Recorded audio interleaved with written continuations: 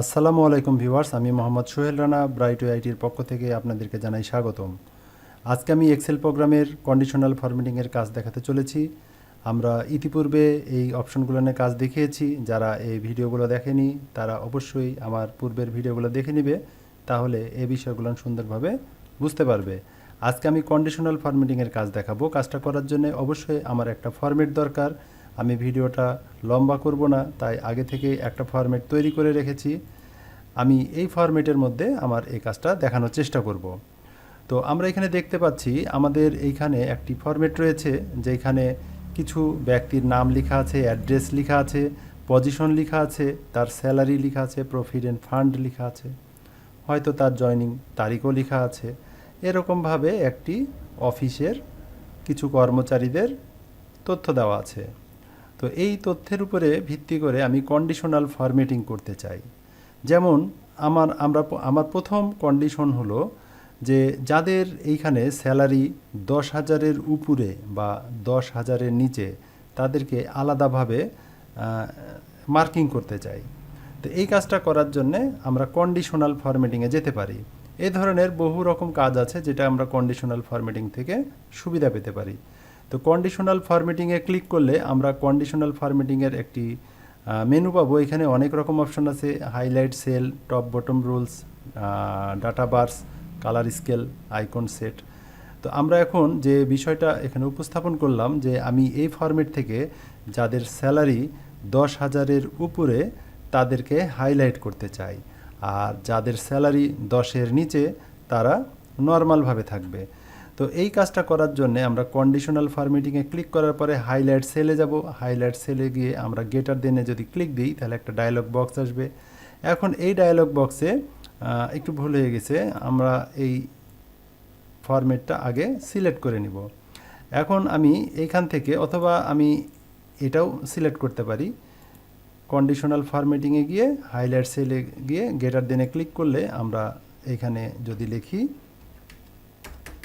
10,000, তাহলে যাদের স্যালারি 10,000 বা তার উপরে শুধু তারা একটা কালারে আসছে। এখানে আমরা রেড কালার দেখতে পাচ্ছি, কারণ এখান থেকে রেড কালার সিলেক্ট করা আছে। আমরা যদি এখানে ইয়েলো কালার দিই তাহলে এখানে ইয়েলো কালার শো করবে। আমি যদি গ্রিন কালার দিই গ্রিন কালার শো করবে। এভাবে আমি যাদের স্যালারি এইখানে 10 বা তার উপরে তাদেরকে আলাদাভাবে আমি কালার করতে পারলাম। আচ্ছা, আবারও আমি এখান থেকে যদি লেস দেনে যাই, এখন আমি যদি এখানে 10,000 লিখি, তাহলে এইখানে তাদের স্যালারিগুলো শো করছে যারা 10 বা তার নিচে যাদের বেতন। তো এখানেও ঠিক একইভাবে আমরা গ্রিন কালার করতে পারি, ইয়েলো কালার করতে পারি, রেড কালার করতে পারি, বিভিন্ন কালারে আমরা এটাকে হাইলাইট করতে পারি।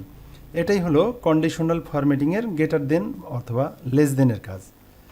এইভাবে আমরা এখান থেকে দেখতে পাচ্ছি বিটুইন আছে, ইকুয়াল আছে, text with content, a date occurring, duplicate value, অনেক রকম অপশন রয়েছে। আমরা যদি বিটুইনে যাই, একটু লক্ষ্য করি, এইখানে যদি আমরা এরকম করি যে এত থেকে এতর ভিতরে, যেমন আমি এখানে লিখতে চাচ্ছি 10,000 থেকে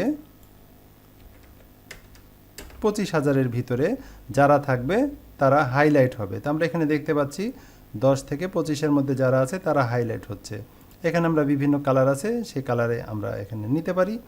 ঠিক একইভাবে এখান থেকে আমরা যদি ইকুয়ালে যাই, তাহলে আমরা এখানে লিখে দিচ্ছি 12,000। তাহলে যাদের স্যালারি শুধু 12,000 1 টাকা হলেও হবে না, 11,999 হলেও হবে না। যাদের স্যালারি শুধুই 12,000, শুধুই তাদের নাম এখানে হাইলাইট হচ্ছে। এভাবে আমরা যদি 15,000 লিখি বা 20,000 লিখি, আমি যদি এখানে 20,000 লিখি, তো এখানে দেখতে পাচ্ছি কারোই স্যালারি 20,000 নাই, যার কারণে কেউই শো করছে না। এইভাবে আমরা ইকুয়াল টু এর মাধ্যমে যেটা চাই শুধু সেইটাই লিখে দিব। ওকে করলে আমরা সেই কালারটা হাইলাইট কালারে রূপান্তরিত হবে। এই টেক্সট দ্যাট কন্টেইন এই অপশনের মাধ্যমে আমরা এই ফরম্যাট থেকে কোনো নির্দিষ্ট কোনো টেক্সট যদি খুঁজে বের করতে চাই বা তাদেরকে হাইলাইট করতে চাই, তাহলে অপশন ব্যবহার করতে পারি। তো এখানে যেহেতু নাম্বার আছে আমরা এই অপশনটা সিলেক্ট করতে চাই। আমার যে ফরম্যাটটা রয়েছে এই ফরম্যাট থেকে আমি চাচ্ছি যাদের বাসা ঢাকা শুধু তাদেরকে হাইলাইট করতে। এই কাজটা করার জন্য আমরা কন্ডিশনাল ফরম্যাটিংয়ে যাব, এখান থেকে টেক্সট দ্যাট ই কন্টেইনে ক্লিক করব, তাহলে একটা অপশন দিবে। এখন আমি এখানে লিখে দিচ্ছি ঢাকা। তা আমরা এখানে দেখতে পাচ্ছি যাদের যাদের অ্যাড্রেস ঢাকা শুধু তারাই এখানে হাইলাইট হয়েছে। তো এখানে লাল আছে তাই লাল, গ্রিন করলে গ্রিন। তো একটা অনেক বড় লম্বা কোনো ফরম্যাট থেকে নির্দিষ্ট কোনো তথ্য হাইলাইট করা বা খুঁজে বের করা, এটা একটা সহজ মাধ্যম কন্ডিশনাল ফরম্যাটিং।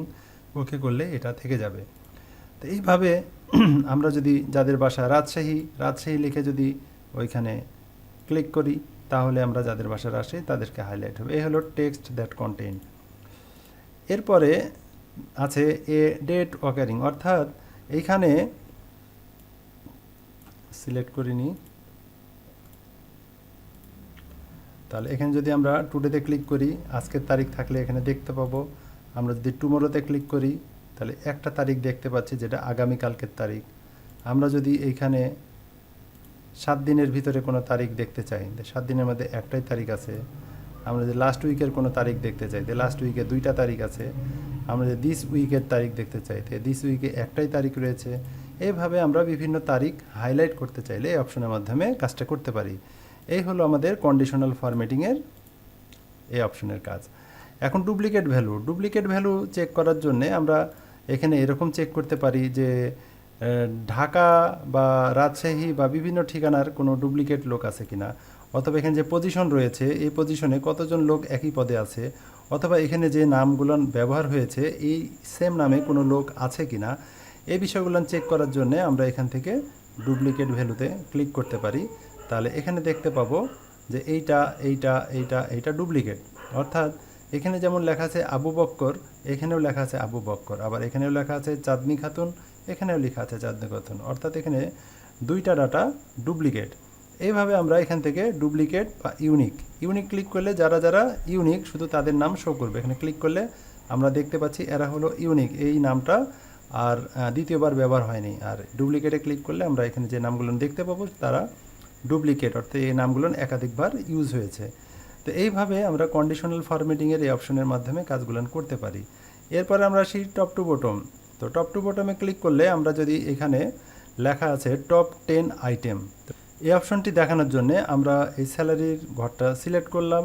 এবার কন্ডিশনাল ফরম্যাটিং গিয়ে টপ টু বটমে গিয়ে আমরা যদি এখানে দিয়ে দিই টপ 10 আইটেম ক্লিক করি, তাহলে আমরা যে অপশনটা সিলেক্ট করেছি, যে স্যালারির ঘরটা সিলেক্ট করেছি, এর ভিতরে যারা সবচাইতে হাইস্ট বেতন পায় তাদের ভিতর থেকে 10 জনের নাম হাইলাইট হয়েছে। আমি যদি 12 জনকে ক্লিক করি তাহলে এখানে 12টা স্যালারি এখানে শো করছে যারা টপ 10-এর আওতায় আছে।